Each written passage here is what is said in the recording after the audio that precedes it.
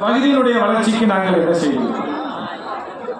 இந்த ராசிபுரம் சட்டமன்ற தொகுதிக்கு உட்பட்டிருக்கக்கூடிய நாமகிரிப்பேட்டை, வெண்ணந்தூர், ராசிபுரம் ஒன்றியம், இங்கே பக்கத்தில் இருக்கக்கூடிய பட்டணம், சீராப்பள்ளி, நாமகிரிப்பேட்டை, புதுப்பட்டி, அத்தனூர், பில்லாநல்லூர், இத்தனை பேரூராட்சிகளும் உள்ளடக்கி இருக்கக்கூடிய இந்த பகுதிக்கு கிட்டத்தட்ட 40 ஆண்டு காலத்திற்கு முன்பாக ஒரு காவேரி குடிநீர் திட்டம் நிறைவேற்றப்பட்டு அதன் மூலமாக தான் குடிநீர் விநியோகம் இருந்தது.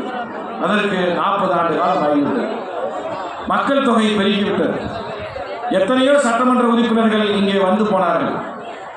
ஆனால் இந்த பகுதியினுடைய நீண்ட நாள் தேவையாக இருந்தது நல்ல குடிநீர்.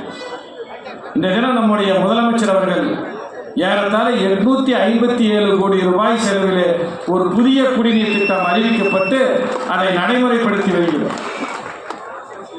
வருகின்ற 1ஆம் தேதி, ஏப்ரல் 1ஆம் தேதி இந்த புதிய குடிநீர் திட்டத்திற்கான வெள்ளோட்டம் என்பது தொடங்கும். நமக்கு வர தீபாவளிக்கு ஒவ்வொரு வீட்டிற்கும் சுத்தமான குடிநீர், காவேரி குடிநீர் வழங்கப்படும். இது 40 ஆண்டு காலத்துக்கு பிறகு இந்த ராசிபுரம் வட்டாரத்திலே நாங்கள் செய்திருக்கின்ற மிகப்பெரிய சாதனை. எந்த சட்டமன்ற உறுப்பினரும் இதுவரை செய்யாது. அதற்கடுத்து இந்த மாவட்டத்திற்கான மாவட்ட தலைமை மருத்துவமனை என்பது ராசிபுரத்திலே அமைய இருக்கிறது.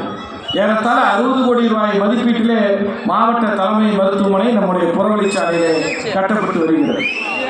இதே ராசிபுரத்தில் இங்கே அருகே உள்ள போதமலைக்கு இந்த நாடு சுதந்திரம் அடைந்த பிறகு சாலை வசதி செய்யாமல் இருந்தது.